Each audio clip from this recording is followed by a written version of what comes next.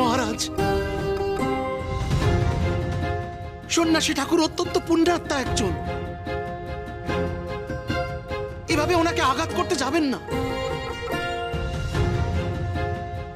ঈশ্বরের গৃহে দাঁড়িয়ে ঈশ্বরের এত বড় সাধককে আপনি হত্যা করতে চাইছেন, এই পাপ আপনি সহ্য করতে পারবেন তো?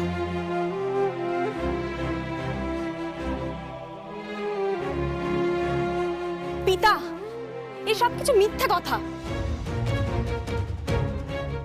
এসব বলে আপনাকে ভয় দেখাচ্ছে। এই সন্ন্যাসী ভোজবাজি জাদু দেখিয়ে বেড়ায়। আপনি একে হত্যা করুন, একে হত্যা করুন, এর শিরচ্ছেদ করুন। না গুরুদেব, লোকনাথকে যে রক্ষা করতে হবে। না গুরুদেব, লোকনাথকে যে করে হোক রক্ষা করতে হবে। লোকনাথ, দেবী, ছাড়ো আমাকে, ছাড়ো। হে দেবাদিদেব মহাদেব, আমাদের সহায় হন, সহায় হন, আমাদের সহায় হন।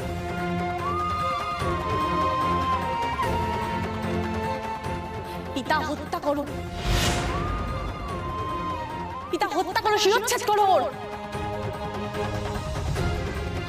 পিতা করুন, পিতা হত্যা করুন, ওকে করুন পিতা।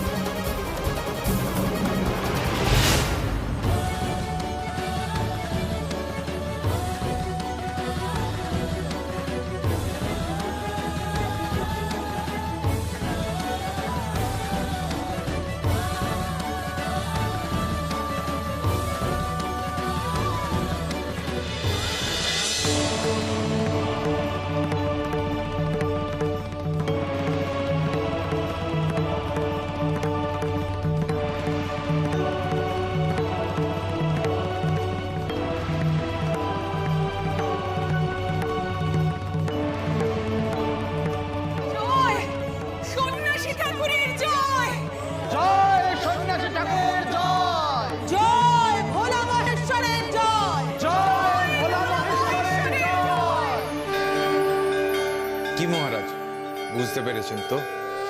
ঈশ্বর কেবল পাথরের মূর্তি নয়, চলৎ শক্তিহীন জড় পদার্থ নয়।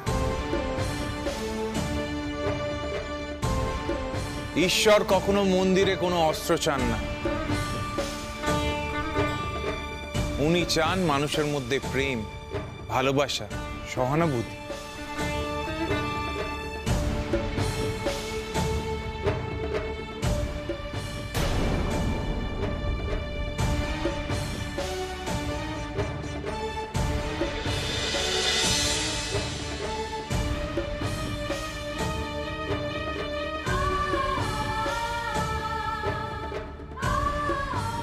দয়া করুন সন্ন্যাসী, দয়া করে আপনার পরিচয় দিন।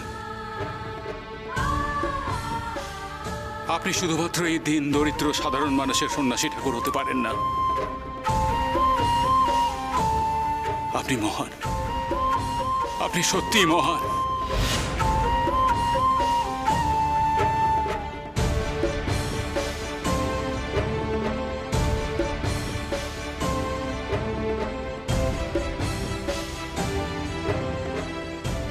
প্রধান, একবার এদিকে এসো।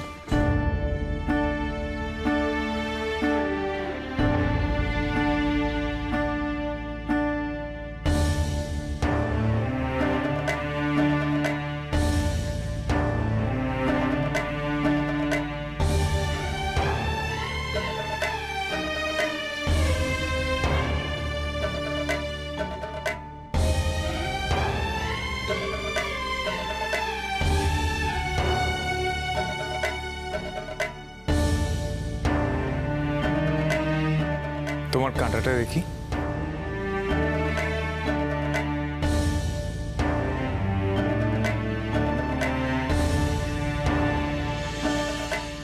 এসব নিয়ে আপনি কি করবেন সন্ন্যাসী ঠাকুর? একটা ছোট্ট পরীক্ষা করতে চাই।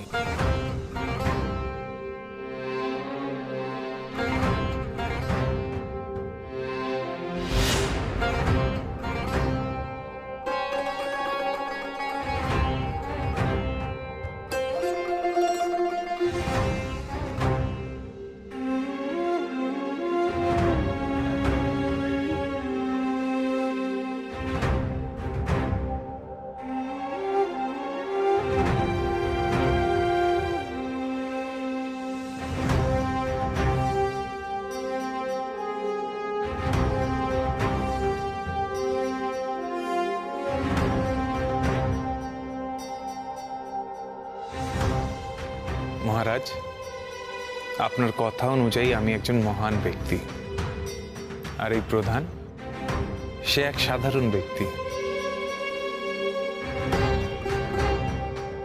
তবে বলুন তো, এই পাতায় কোন রক্তটা আমার আর কোন রক্তটা প্রধানের?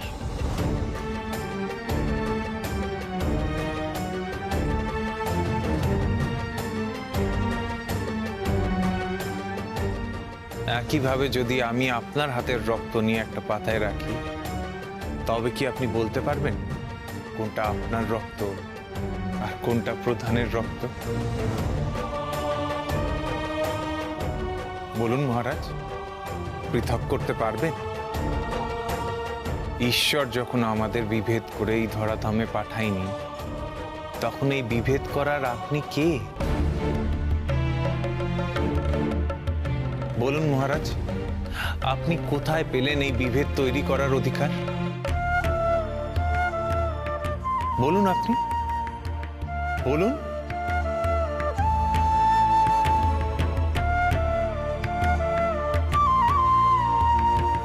মহারাজ, একটা কথা জানেন,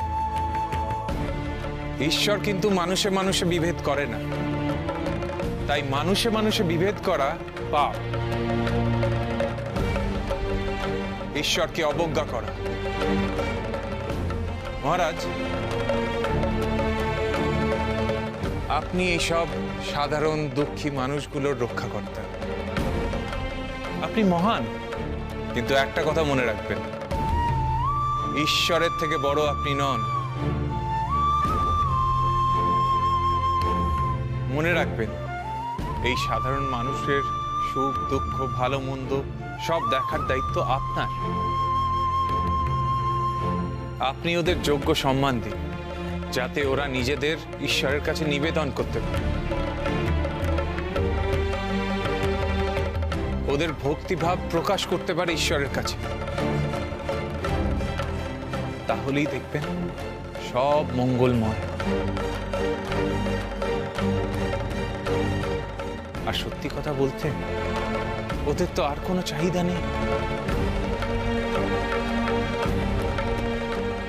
আমি নিজের ভুল বুঝতে পেরেছি সন্ন্যাসী।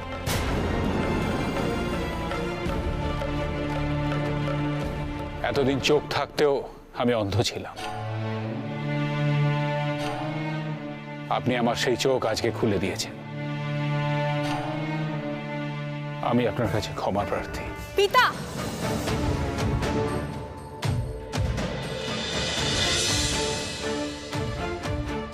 এ তুমি কি বলছো পিতা? তুমি এর কাছে ক্ষমা চাইছো?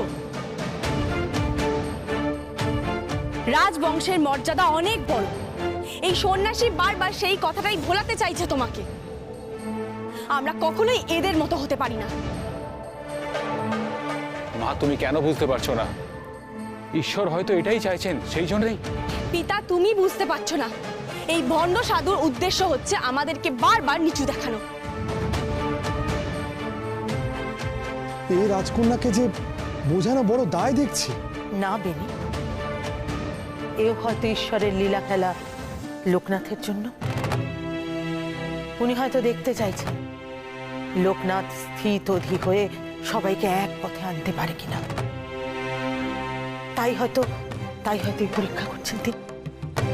আর লোকনাথ পারবেই, আমি নিশ্চিত ও পারবেই, কারণ ঈশ্বর ওর সহায়। রাজকন্যা, আপনি রাজবংশী হতে পারেন, কিন্তু মানুষ হিসেবে ঈশ্বরের চোখে আপনি পৃথক কেউ নন। আমি আপনার কাছ থেকে এসব কথা শুনবো না। আপনি আপনার ভোজবাজি দিয়ে সবাইকে কাবু করতে পারেন, কিন্তু আমাকে নয়।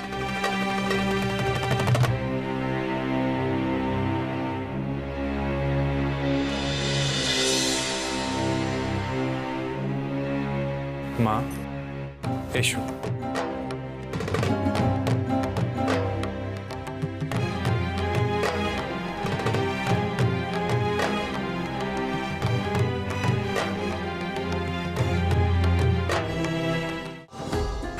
রাজকন্যা,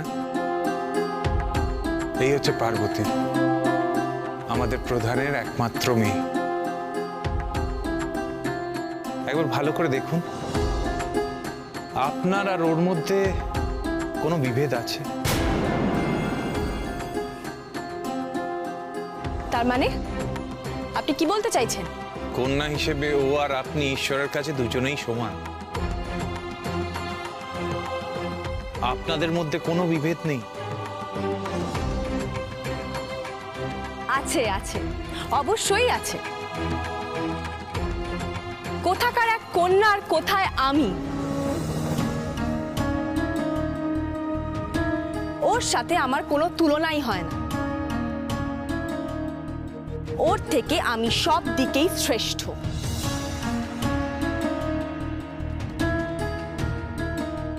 সেটা তো আপনি ভাবছেন, কিন্তু ঈশ্বর কি ভাবছেন?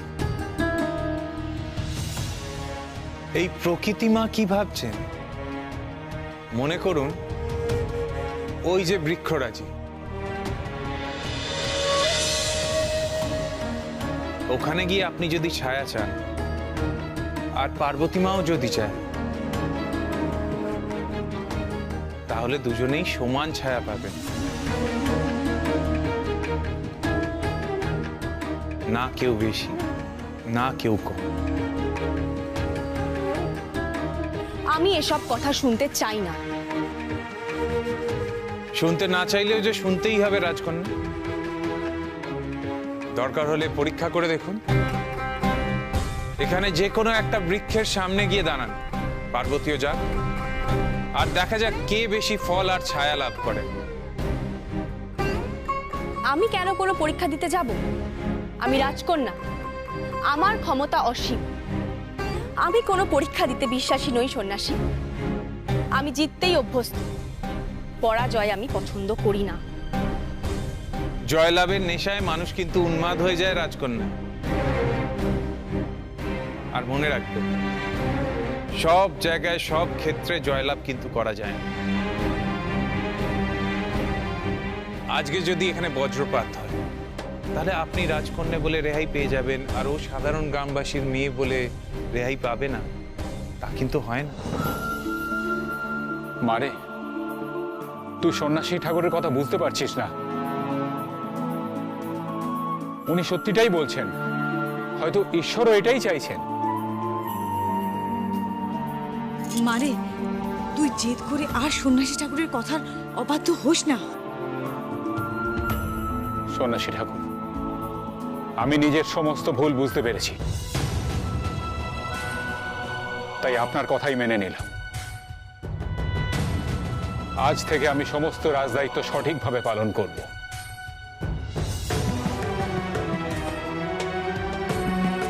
এই সত্যিটুকু আমি রাজকন্যার মুখ থেকে শুনতে চাই মহারাজ। কারণ ওনাকে বুঝতে হবে, আগামী পরশু ওনার বিবাহর সঙ্গে পার্বতীর বিবাহ এই মন্দিরে সম্পূর্ণ হওয়া উচিত। এই মাঙ্গলিক অনুষ্ঠান শুভভাবে সম্পন্ন হলে তবেই সবকিছু মঙ্গল হবে। বেশ। পিতা, এ তুমি কি বলছো? রাজবংশীয় হয়ে কখনো আমরা কারোর কাছে মাথা নত করতে পারি না। আর এই সন্ন্যাসীর কাছে তো কখনোই না। আদিবাসীর কন্যা আর রাজকন্যা কখনো সমান হতে পারে না। এটাই আমি প্রমাণ করে দেবো আজ। এই,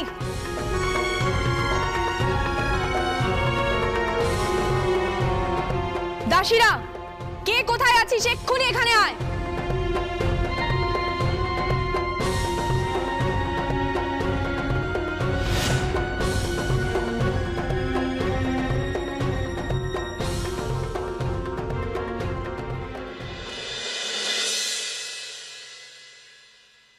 এই সন্ন্যাসী কি তাহলে সত্যিই কোনো তেজস্বী পুরুষ? তা না হলে মহারাজের আদেশ সত্ত্বেও সেনারা ওনাকে বন্দি করার সাহস পেলেন না কেন? এ রাজ্যে আগে কোনোদিন এমন কেউ এসছে বলে তো মনে পড়ে না।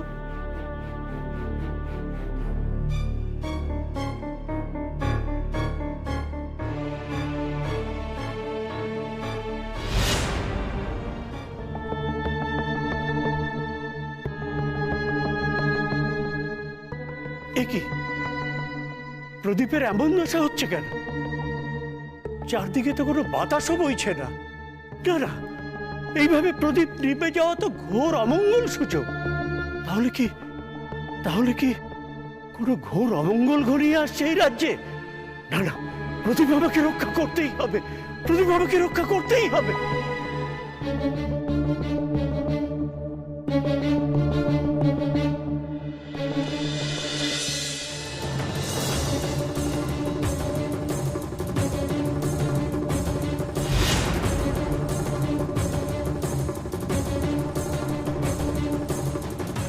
হায় ঈশ্বর,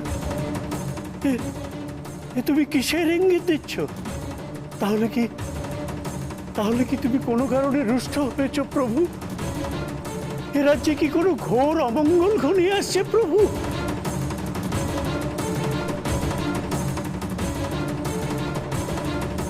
যাও, এক্ষুনি আমার দর্পণ নিয়ে এসো।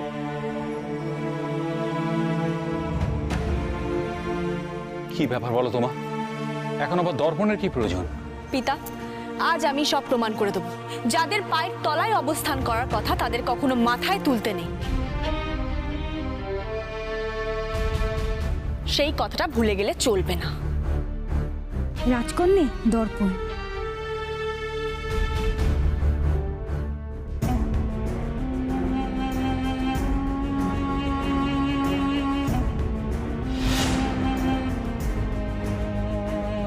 আপনি তখন থেকে বলছিলেন না ঈশ্বরের চোখে সবাই সমান। আপনি নিজেই দেখুন, ওই তুচ্ছ গ্রামের মেয়েটার সাথে আমার রূপের কোনো তুলনা হয়?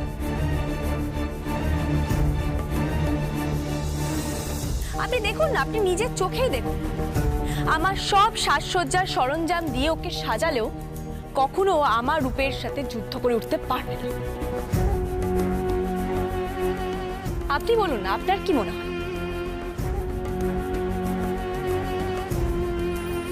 আয়, চল আমার সাথে।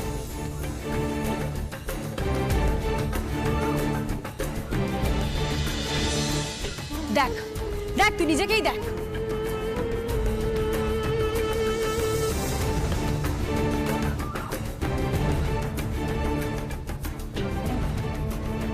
তুই আর আমি সমান?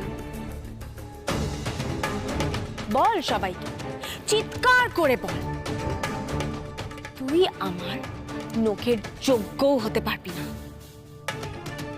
আমি রূপবতী, আমার রূপের কথা সারা জগতের লোক জানে, কিন্তু ও কে? ও রূপের কথা কেউ জানে না। তুই কখনো আমার সমকক্ষ হতে পারিস না, কিছুতেই না।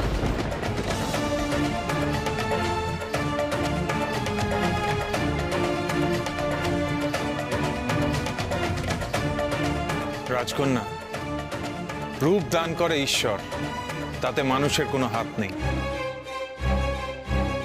রূপের অহংকার কি দীর্ঘস্থায়ী হতে পারে? আপনি বলুন। আমি রূপ লাভ করেছি কারণ আমার জন্ম উচ্চ বংশে। আমি ক্ষত্রিয় কন্যা, আর রাজ্য শাসক আমার পিতা।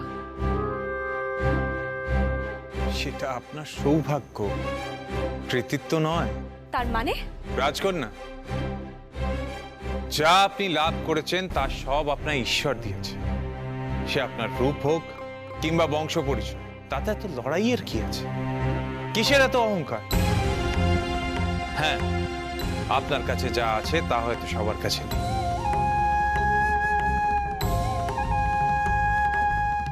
কিন্তু মনে রাখবেন রাজকন্যা, ঈশ্বরের কাছে সন্তান হিসেবে আপনারা দুজনেই সমান, আর এটা ধ্রুব সত্য। না, সত্য নয়। আমি আর 5 জনের সমান নই। আমি সর্বশ্রেষ্ঠ, তাই জন্যই আমার রাজবংশের জন্ম হয়েছে। এই কে আছিস? আমার অস্ত্র নিয়ে আয়, এক্ষুনি।